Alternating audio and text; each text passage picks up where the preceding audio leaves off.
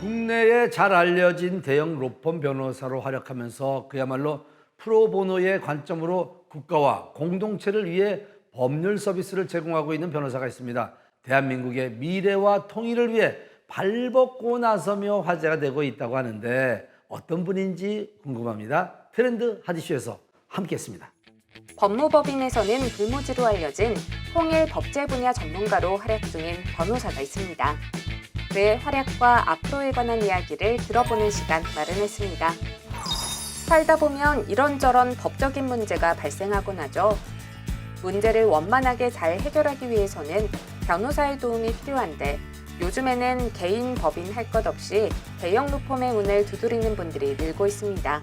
일반 개인이나 중소기업들의 경우에는 이제 소송을 이제 쉽게 생각해서 처음에 이제 간단하게 1심 소송을 수행하다가 패소해서 2심 단계에서 저희 대형 로펌을 찾는 경우가 참 많이 있는데요. 현대사회 이제 분쟁이 복잡해지고 다단해질수록 오히려 전문가들의 도움을 받는 것이 분쟁을 효율적이고 신속하게 해결할 수 있는 점에서 대형 로펌을 요즘 많이 찾고 있습니다.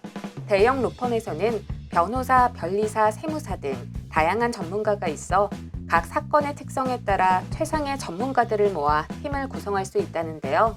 분쟁의 해결팀은 사회의 변화에 따라서 다양한 사건들을 수행하는데요. 예를 들면 2008년도 리먼브라더스 사태 때는 PF 등 금융, 투자와 관련된 소송 분쟁이 많았습니다. 그 이외에 또 환경권의 또 중요성이 대두되면서 폐기물 처리와 관련된 환경소송과 행정소송이 또 주를 이룰 때가 있습니다.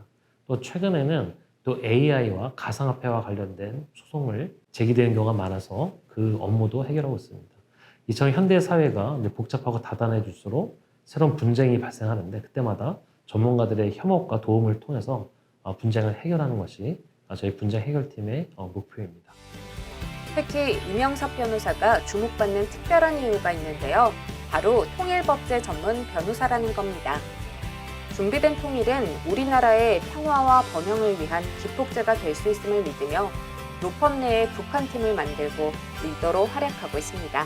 제가 대학교 1학년 때인 1996년도에 우연히 어떤 집회에 참석하게 됐습니다. 그때 중 선교사님이 북한의 현실에 대해서 알려줬는데 북한의 동구권의 몰락으로 인한 사회주의 국가들과의 연대가 약화되어지고 또 그런 와중에 있어서 북한의 큰 물 피해라고 하는 홍수 피해로 인해서 국가의 배급망이 다 무너진 그런 사건입니다. 그로 인해서 비공식적으로 추산되기에 300만 명이 굶어 죽는 비극적인 일이 발생했습니다.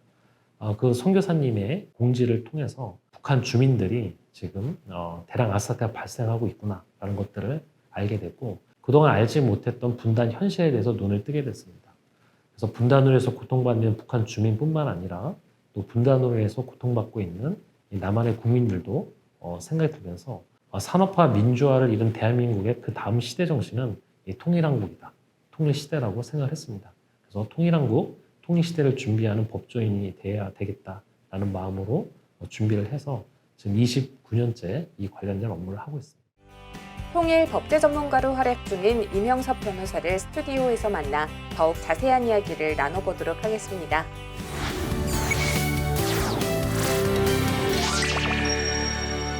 세상에서 일어날 수 있는 모든 소송을 다 해결하시는 분입니다. 뭐 교회 소송은 물론이고요. 정말 국제적인 분입니다. 통일법제, 남북경협, 대북제재 전문가로 활약 중인 임형섭 변호사님 모시겠습니다. 안녕하세요. 네, 안녕하세요.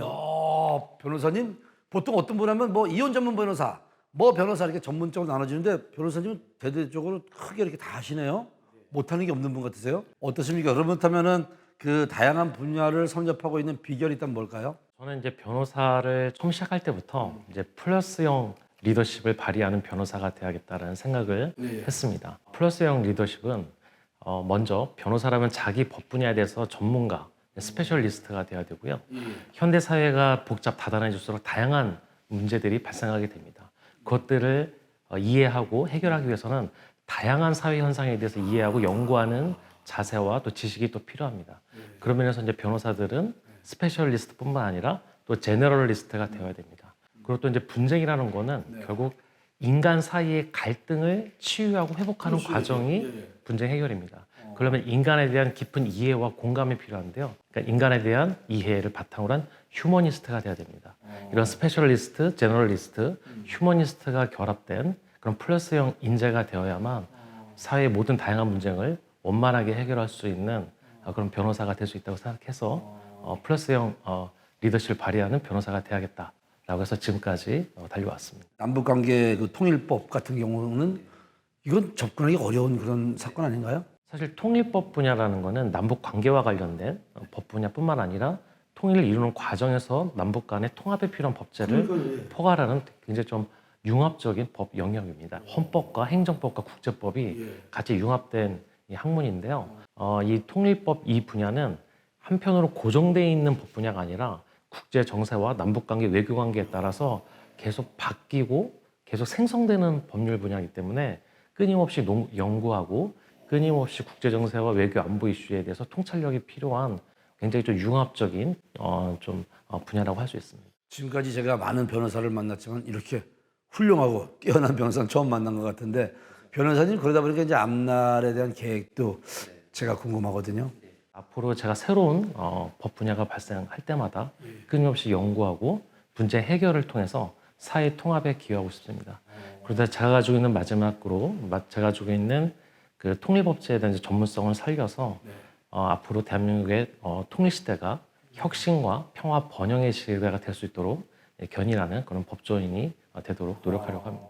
자, 오늘 아주 대단한 변호사님 만났습니다. 앞으로 이명석 변호사가 어떤 일을 해나갈지 우리가 또 기대가 되는 그런 시간이었던 것 같습니다. 오늘 좋은 말씀 감사합니다. 감사합니다.